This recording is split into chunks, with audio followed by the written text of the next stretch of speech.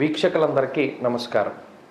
వృషభ రాశి వారికి మే నెల ఏ విధమైనటువంటి ఫలితాలను ఇవ్వబోతూ ఉన్నది, మే నెలలో ఏ గ్రహాలు ఈ రాశి వారికి అనుకూలము, ఏ గ్రహాలు ప్రతికూలమైనటువంటి గ్రహాల యొక్క ఆ ప్రతికూలతను తగ్గించుకోవడానికి మనం ఏం చేయాలి అనేటువంటి విషయాలు అన్నీ కూడా క్లుప్తంగా ఈ వీడియో ద్వారా తెలుసుకునేటువంటి ప్రయత్నం చేద్దాం. ఎక్కడ కూడా స్కిప్ చేయకుండా చక్కగా వీడియోను చూడండి.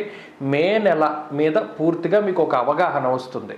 ఇక పరిస్థితులను చూస్తే ఈ మే నెలలోనే గురుడు మార్పు, రవి మార్పు, శుక్రబుధుల యొక్క మార్పు ఇవన్నీ కూడా మనకు కనబడుతూ ఉన్నాయి.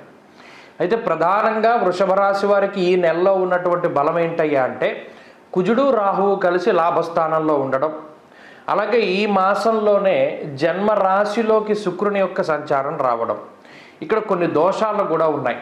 గురువు యొక్క జన్మరాశి స్థితి, బుధుని యొక్క స్థితి, అలాగే రవి యొక్క స్థితి. ఈ శనేశ్వరుడు మాత్రం కొంత మిశ్రమమైనటువంటి గ్రహం. అయితే ఇక్కడ ఒక విషయాన్ని గమనించండి. రవి ప్రతికూలంగా ఉన్న 12-1వ స్థానంలో రవి పూర్తి ప్రతికూలం, బుధుడు 12-1 స్థానాల్లో సంచారం, శుక్రుడు 12-1 స్థానాల్లో సంచారం. ఇలా ఎన్ని గ్రహాలు ప్రతికూలంగా ఉన్నా కూడా ఒక్క కుజరాహువుల యొక్క కలిసి ఉన్నటువంటి ఆ యుతి ఏదైతే ఉన్నదో అదే ఈ మాసంలో వృషభ రాశి వారిని అత్యంత ఉన్నతమైనటువంటి స్థాయిలోకి తీసుకువెళుతుంది. ఎందుకంటే క్రూరో బలీచేదృతే, ఉపచయ స్థానంలో క్రూరమైనటువంటి గ్రహాల యొక్క కలయిక చాలా బలమైనటువంటి ఫలితాన్ని ఇస్తుంది అన్నాడు. అందువల్ల లాభస్థానంలో కుజుడు ఉండడం, లాభస్థానగతే భౌమౌ, చాలా విశేషమైనటువంటి ఫలితాలను చెప్పారు. సంతోషమర్ధలాభశ్చ, సంతోషము అర్ధలాభము, ధైర్యమేకాదశగతే కుజే. అలాగే లాభస్థానంలో రాహువుకి కూడా చాలా గొప్ప ఫలితాలను చెప్పడం జరిగింది గోచారవశాత్తు. అయితే ఇక్కడ ఈ మాసం కనుక చూస్తే 15వ తారీఖు వరకు రవి యొక్క సంచారం 12వ ఇంట్లోనూ, 15వ తారీఖు తర్వాత జన్మరాశిలోనూ ఉంటుంది. 20వ తారీఖుల గాయతూ శుక్రుడు వృషభ రాశిలో సంచారం చేస్తారు. అనగా మీ రాశ్యాధిపతి మీ రాశిలోనే సంచారం చేస్తారు. ఇక్కడ ఈ గ్రహస్థితిని ఎందుకు మనం మాటిమాటికి చెప్పుకోవాలి అంటే ఏ గ్రహాల వల్ల ఏ అనుకూలత వస్తుంది.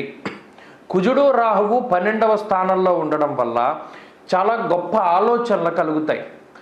మరీ ముఖ్యంగా భూ సంబంధమైనటువంటి లావాదేవీలు, గత కొద్ది కాలంగా ఏదైనా వంశపారంపర్యంగా వస్తున్నటువంటి ఆస్తుపాస్తుల్లో తగాదాలున్నా, లేదా మీరు కొత్తగా ఏదైనా ఇల్లు కట్టుకోవాలి, స్థలం కొనుక్కోవాలి అనేటువంటి ఆలోచనలో ఉన్నా, ఇలా భూ సంబంధమైనటువంటి లావాదేవీలు కానీ, లేదా ఈ ఇల్లుకి సంబంధించినటువంటి విషయాలు ఏవైతే ఆగిపోయి ఇబ్బంది పెడుతూ ఉన్నాయో అవన్నీ కూడా ముందుకు వెళ్ళడానికి అవకాశం ఉంటుంది.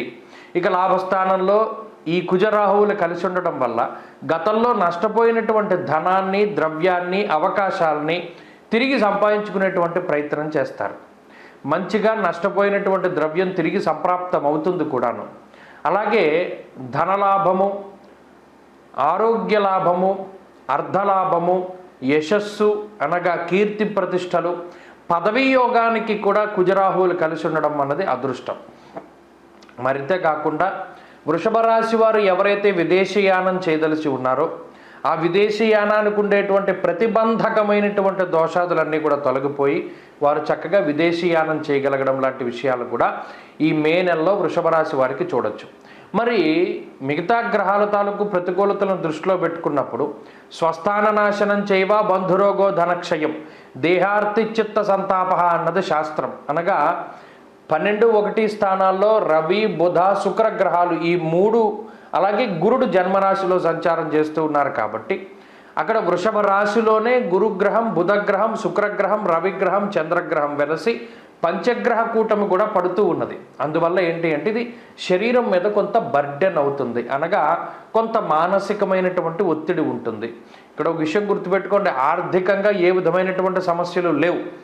ఆర్థికంగా ఇబ్బందులు ఏమున్నా ఆ యుతి తొలగజేస్తుంది. అలాగే ఆరోగ్యపరమైన సమస్యల నుండైనా బయటపడేస్తారు. కానీ ఇక్కడ కొన్ని అనుభవించవలసి వస్తుంది.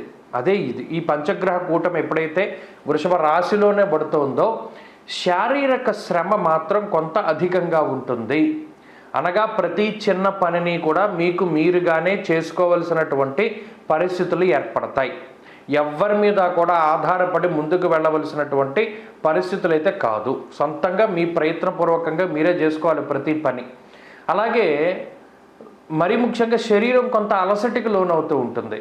అలాగే ఎండ వేడిమి, ఈ తీవ్రమైనటువంటి వడగాల్పుల వల్ల ఆరోగ్యం దెబ్బతినేటువంటిది, ఎండ దెబ్బ తగిలేటువంటి పరిస్థితులు కూడా వృషభ రాశి వారిలో కొంత ఎక్కువగా కనబడుతూ ఉన్నాయి. కాబట్టి వారు మాత్రం చాలా జాగ్రత్తగా ఉండాలి. బాడీ డీహైడ్రేట్ అవ్వడం కానీ, లేకపోతే ఎండ దెబ్బ తగులుతూ ఉండడం వల్ల కానీ కొంత ఆరోగ్యపరమైనటువంటి ఇబ్బందులు, అలాగే శరీరంలో వేడి పెరుగుతూ ఉంటుంది, దాని ప్రకారంగా కూడా కొంత జాగ్రత్తగా ఉండాలి. అలాగే ముఖ్యంగా మే నెలలో తీసుకునేటువంటి నిర్ణయాల పట్ల కూడా చాలా జాగ్రత్తగా ఉండాలి. ఎందుకంటే ఈ మే నెలలో ఈ పంచగ్రహ కూటమి ఎప్పుడైతే వృషభ రాశి యందు ఏర్పడుతోందో దానివల్ల కొంత అసంబద్ధమైనటువంటి నిర్ణయాలు, అంటే మీకు ఇష్టం లేకపోయినా కూడా కొంతమంది యొక్క ప్రమేయం వల్ల, కొంతమంది యొక్క ఒత్తిడి వల్ల మీరు నిర్ణయాలు ఏవైతే తీసుకుంటూ ఉన్నారో ఆ నిర్ణయాల వల్ల భవిష్యత్తులో ఇబ్బంది పడేటువంటి పరిస్థితులు వస్తాయి. కాబట్టి బలవంతంగా మిమ్మల్ని ఏ విషయంలోనైనా ఒప్పించేటువంటి ప్రయత్నం చేస్తే వాటిని ఒప్పుకోకండి. చాలా సున్నితంగా తిరస్కరిస్తూ ఉండండి. మీ సొంత ఆలోచనలు, సొంత నిర్ణయాలు ఏవైతే ఉన్నాయో అవే మిమ్మల్ని కాపాడుతూ ఉంటాయి. అయితే ఈ మాసంలో ప్రత్యేకించి ఉద్యోగస్తుల యొక్క పరిస్థితి అయితే చాలా బాగున్నది. ఉద్యోగపరంగా కొంత ఒత్తిడి ఉన్నప్పటికీ, పై అధికారులతో అంత సఖ్యత లేకపోయినప్పటికీ మీ యొక్క ప్రతిభ మీద మీరు ముందుకు వెళుతూ ఉంటారు. ప్రత్యేకించి మీకు ఎప్పటికప్పుడు అదృష్టం అనేది వెన్నంటే ఉంటుంది. కాబట్టి ఉద్యోగపరమైనటువంటి సమస్యలు ఏవి కూడా కనబడడం లేదు. అయితే వ్యాపార పరంగా కూడా మంచి పరిస్థితులే గోచరిస్తూ ఉన్నాయి. విద్యార్థులకి గ్రహగతులు పూర్తిగా అనుకూలంగా గోచరిస్తూ ఉన్నాయి. స్త్రీలకి కూడా ఈ గ్రహస్థితి చాలా సానుకూలంగా ఉండబోతూ ఉన్నది. ప్రత్యేకించి వృషభ రాశి వారు మే నెలలో ఏదైనా పరిహారం చేసుకుంటే, మరీ ముఖ్యంగా జన్మరాశి యందే ఉన్నటువంటి గ్రహాల కోసమని ప్రత్యేకించి దక్షిణామూర్తి యొక్క స్తోత్రాన్ని గనక ఆరాధన చేస్తూ, సిద్ధమంగళ స్తోత్రాన్ని పారాయణ చేస్తూ ప్రతిరోజు గనక ఈ 2 స్తోత్రాలను కానీ లేదా గురుపాదుకా స్తోత్రాన్ని కానీ ప్రత్యేకించి పారాయణ చేయడం అనేటువంటిది చాలా మంచిది. లేదండి మా వల్ల అవుదాం అనుకున్నప్పుడు గురువారం నాడు దక్షిణామూర్తి యొక్క విగ్రహం దగ్గర దీపారాధన చేసి దక్షిణామూర్తి స్తోత్రాన్ని పారాయణ చెయ్యాలి. లేదా దత్తాత్రేయ స్వామి వారి యొక్క ఆలయానికి వెళ్ళి దీపారాధన చేసి సిద్ధమంగళ స్తోత్రాన్ని పారాయణ చెయ్యాలి. ఇలా చేసినట్టయితే వృషభ రాశి వారు మే నెలలో మంచి ఫలితాలను పొందగలుగుతారు. ప్రత్యేకించి ఆదిత్య హృదయ స్తోత్ర పారాయణ కూడా ప్రతిరోజు మంచి ఫలితాలను ఇస్తుంది, ఆరోగ్యాన్ని ప్రసాదిస్తుంది. స్వస్తి.